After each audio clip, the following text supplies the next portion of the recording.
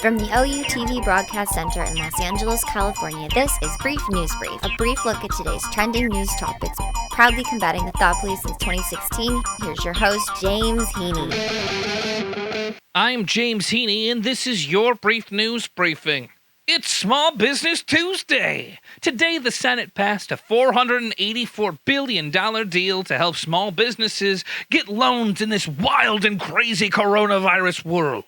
The program in the original stimulus, who'd have guessed it, became overrun by greedy corporate business people who swooped in through the bureaucracy and said, "Mine, all for me, for me!" The program was designed to help firms with fewer than 500 workers. Yet somehow, large corporations like hotel chains and restaurant chains drained all the funds before almost any small businesses could get their paws on the goods. Now, Treasury Secretary Steve Mnuchin is stepping in to say, no, larger firms will now be blocked from using this program. Trump even called on some of the big companies that have already dipped their beak into the loot to return the money.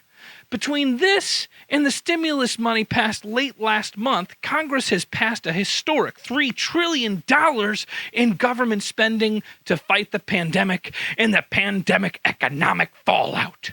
Democratic lawmakers are saying that this is just the beginning. Government money for everybody! The larger question still remains, though. Will this new bill be enough money to meet the surging demands for loans from small businesses? The purpose of the loans is to cover payroll costs. If a small business retains their employees rather than sending them to the unemployment lines, the loans will be forgiven. There has been a surge in applications for these loans, and the first $349 billion was distributed in less than 2 weeks. Now we got a new hot stash of cash on the way.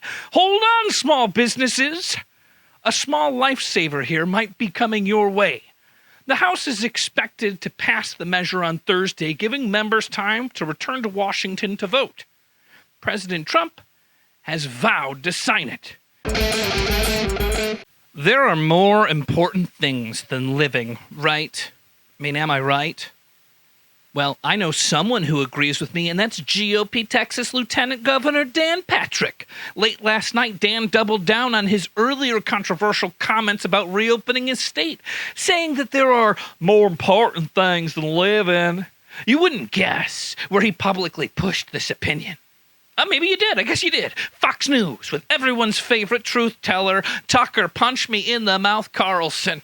Dan thinks it's time for Americans to take some risks. This is an important distinction from telling Americans it might be time to make some sacrifices for the betterment of the country. He followed up his statements with, the typical, me, mine, me first, gimme. Dan is far from alone as being the only self-absorbed science denier in the country. The USA is full of people like Dan. Sadly, those people are probably going to die, or at the very least, more likely to die. Unfortunately, these decisions they're making, those decisions might kill people who are not acting selfishly, but just happen to come within 6 feet of their toxic droplets. This week, Southern governors have moved to begin loosening restrictions, all the while health officials have warned that it might be too soon. You do all this work, socially isolating, and then you just say, f*** it, let's go back to the good old days.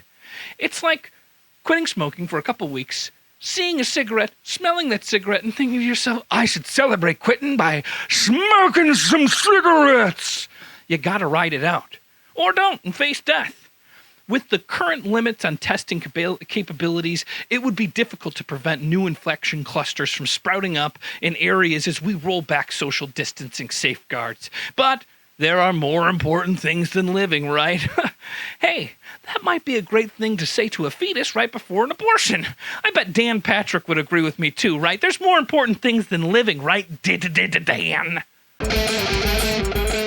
Remember the whole Russia thing? It seems like an old dream within a dream, no? Well, today, facts win.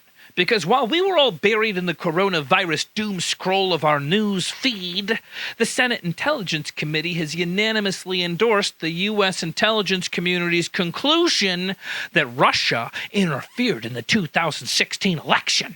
Sheesh, finally. We can all agree on some basic facts. We'll call it progress.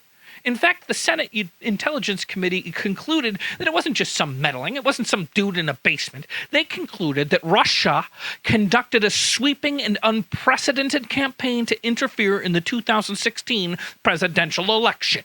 Sweeping and unprecedented. The spy agencies found that Russia sought to shake American faith in democracy, denigrate the then candidate Hillary Clinton, and boost her rival Donald Trump. This marks the first extensive bipartisan congressional affirmation of the intelligence agency's conclusion. Russia did it. They damn did it. They damn darn did it, and we know it, and everybody knows it. We all agree on it now. This is kind of an unbiased and professional work that we expect and require from our leaders in Washington. The committee found that Putin himself approved and directed aspects of this influence campaign. Putin aspired to help Trump win, when possible by discrediting Clinton. One of the ICA's most important conclusions was that Russia's aggressive interference efforts should be considered the new normal. Russia and its imitators are increasingly using information warfare to sow societal chaos and discord. Watch out for those bots. The 2020 presidential election is approaching, and it's more important than ever that we don't get hacked again, brah.